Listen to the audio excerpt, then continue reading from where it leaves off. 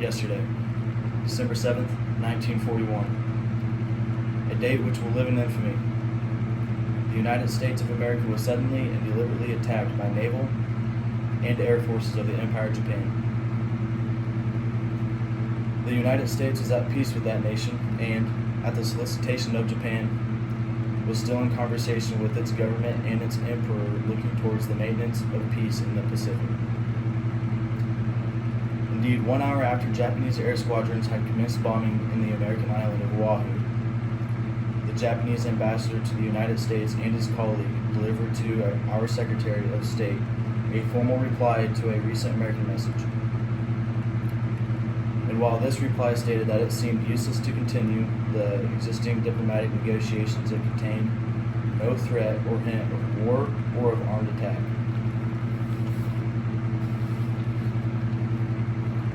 It will be recorded that the distance of Hawaii from Japan makes it obvious that the attack was deliberately planned many days or even weeks ago. During the intervening time, the Japanese government has deliberately sought to deceive the United States by false statements and expressions of hope for continued peace. The attack yesterday on the Hawaiian Islands has caused severe damage to the American naval and military forces. I regret to tell you that very many American lives have been lost. In addition, American ships have been reported torpedoed on the high seas between San Francisco and Honolulu. Yesterday, the Japanese government also launched an attack against Malaya. Last night, Japanese forces attacked Hong Kong. Last night, Japanese forces attacked Guam. Last night, Japanese forces attacked the Philippine Islands.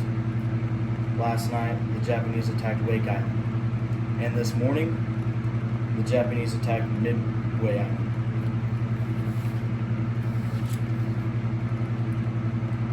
Japan has, therefore, undertaken a surprise offensive extending throughout the Pacific area. The facts of yesterday and today speak for themselves.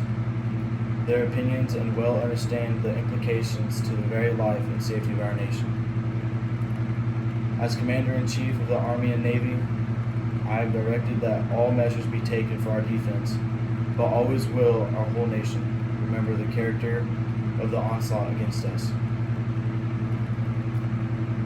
No matter how long it may take us to overcome this premeditated invasion, the American people in their righteous might will win through to absolute victory.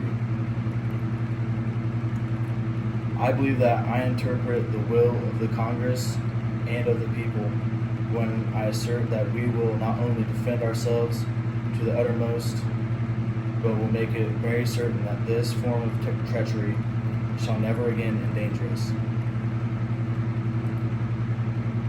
Hostilities exist. There is no blinking at the fact that our people, our territory, and our interests are in grave danger. With confidence in our armed forces, with the unbounding determination of our people, we will gain the inevitable triumph. So help us God. I ask that the Congress declare that since the unprovoked and dastardly attack by Japan on Sunday, December 7th, 1941, a state of war has existed between the United States and the Japanese Empire.